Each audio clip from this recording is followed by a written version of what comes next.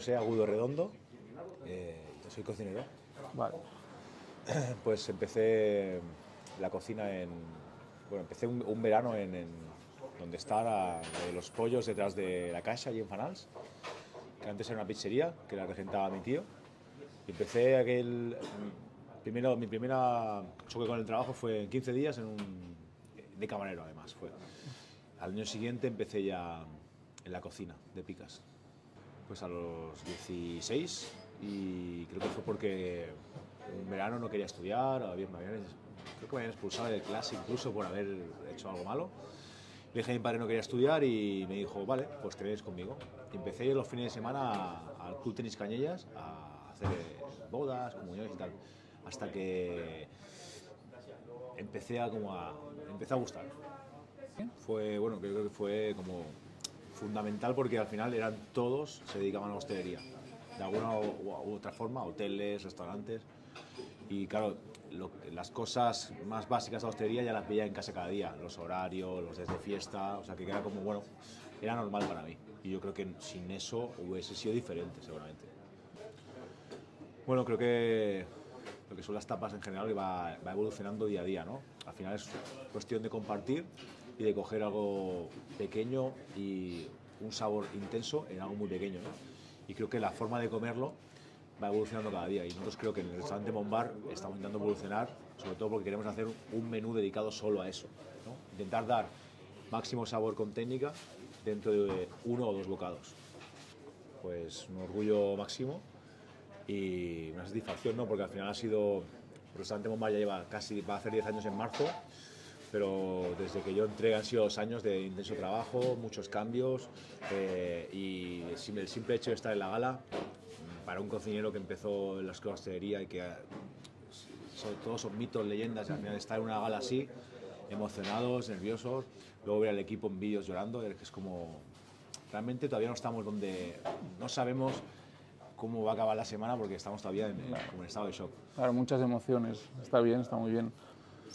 Ahora mismo es mantenernos, estabilizarnos, acabar el año hasta el día 23 de diciembre, que cerramos hasta enero, y ver un poco cómo podemos digamos, aguantar lo que hemos conseguido, ¿no? Si no han dado las estrellas Michelin porque lo que hemos hecho estos años, no hay que cambiar nada, no hay que volverse locos, pero bueno, hay que buscar un poco de orden y ver hacia dónde vamos a ir, ¿no? Creo que el restaurante Mombar tiene mucho recorrido, pero tenemos que ir paso a paso.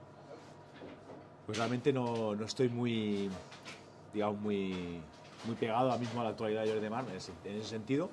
Conozco muchos amigos que han trabajado muchos años, que ya no están, que ya se han salido directamente.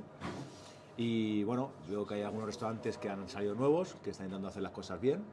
Y veo que, bueno, estamos como en tierra de nadie, ¿no? Hay mucha oferta, hay uno muy bueno o 2 muy buenos, uno que intenta hacer una cosa, uno que otra, y los de siempre que siguen trabajando y funcionando, ¿no? Los tradicionales, los que va todo el mundo siempre, ¿no? Pero digamos que no veo un camino, ¿no? Un orden, es decir, bueno, vamos hacia aquí, ¿no? ¿Cómo lo vamos a hacer? ¿Qué pasa con nuestros jóvenes? Tenemos muchos jóvenes, ¿no? Y somos una ciudad turística. Bueno, pues aprovechémoslo, porque lo perderemos algún día. No la conozco, bueno, he estudiado allí, fue mi instituto, y creo que fue justo a los 2 o 3 años de yo salir que hicieron la escuela de hostelería. Y bueno, todo lo que se haga para formar a los jóvenes siempre va a ayudar, y más en una ciudad como Lloret, O sea, yo pensaba que ya habías estudiado ahí, o sea, cuando tú saliste ya empezaron a hacer la hostelería ahí. Claro, yo no lo había conocido nunca, es más, cuando empecé a trabajar intenté buscar un poco dónde se estudia cocina, ¿no? Sabía que mi padre me decía, en casa teníamos libros de cocina y teníamos todo tipo de material, pero no sabía realmente dónde se estudiaba, y me salió Sant Pol, me salió que había habido una escuela creo que hace años en Lloret, y me salió Sant Narcís en Girona, que además iba acompañado del nombre Joan Roca al lado como profesor. Entonces, bueno, empecé a informarme y me decidí por Girona. Yo le recomiendo primero que antes de estudiar tome contacto, porque muchos jóvenes toman contacto con la hostelería de alguna otra forma, aunque no vayas a trabajar toda tu vida en ello, de camarero para sacar un poco de dinero y tal, pero toma de contacto porque va a ser, si te quieres dedicar a ello, va a ser duro. Va a ser duro a todos los niveles, no solo una estrella Michelin o un restaurante de alto nivel, sino que tienes que, pues eso es lo que te digo, situaciones familiares, fiestas que no vas a estar, bueno, al final implica, como en todos los trabajos artesanos, más implicación, más tiempo y por lo tanto cuando llegas a casa tienes que intentar trabajar más en tus relaciones tanto de amistad como tal. Entonces recomiendo que primero toma de contacto y si te gusta, que estudies y que te formes y que leas y que empieces desde abajo.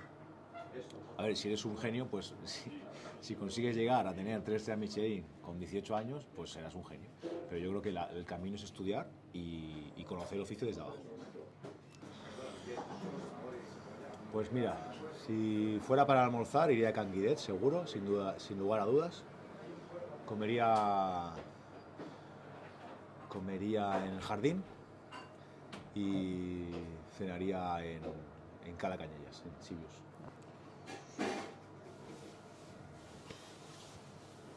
Te diría que Fanals en todo su... O sea, desde la playa hasta cerca de la subida a Sant Pere, y todo lo que es Fanals, desde los Mossos, toda esa zona que era como nos criamos allí, en las plazoletas, sobre